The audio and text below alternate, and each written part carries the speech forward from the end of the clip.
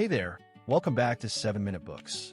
I'm Sam, and today we're talking about Brad Stulberg's The Way of Excellence, which I have to say, completely messed with my head in the best way. Sophie, I feel like you and I have both fallen into that trap of thinking excellence means just pushing harder, right? Oh, absolutely. And that's exactly what Stulberg takes apart. Hi there, Sam. So the book's central idea is that real excellence isn't a straight line upward, it's a wave. You have periods of intense effort, what he calls the struggle, and then you have to have equally intentional periods of reset. And if you skip the reset, you burn out. Yeah, and that struggle part, I loved how he reframes it. We usually think, ugh, I'm failing, this is awful. But he says that discomfort is literally the signal that your brain and body are adapting. Neuroplasticity happens right there in the friction. Right.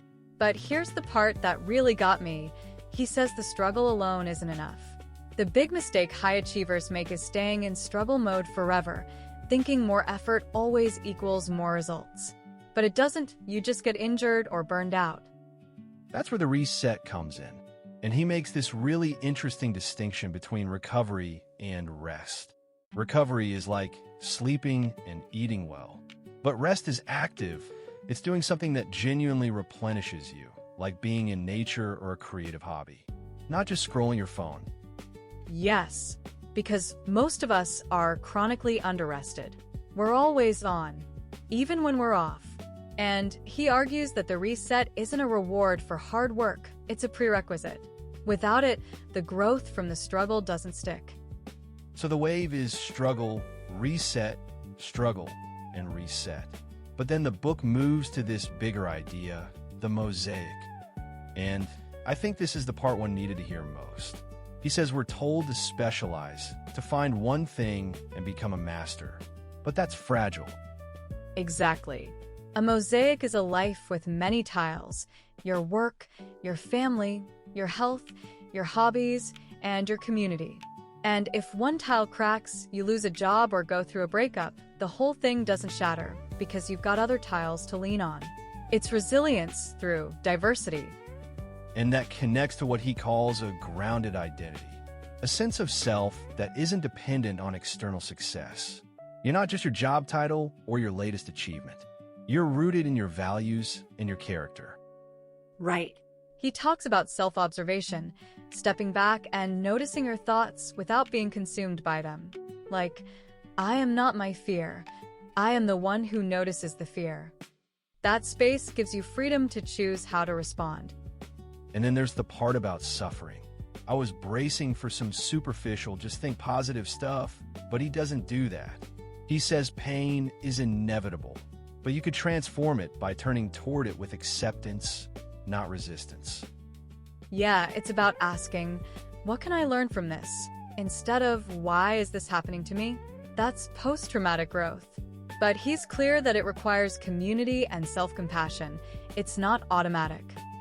The last big idea is the long game. In a world of instant everything, he makes the case for patience and consistency.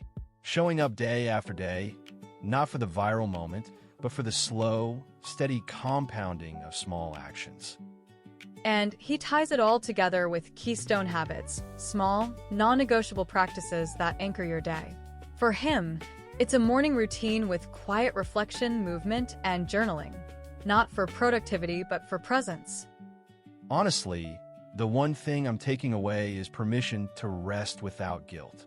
I've always felt like if I'm not grinding, I'm falling behind.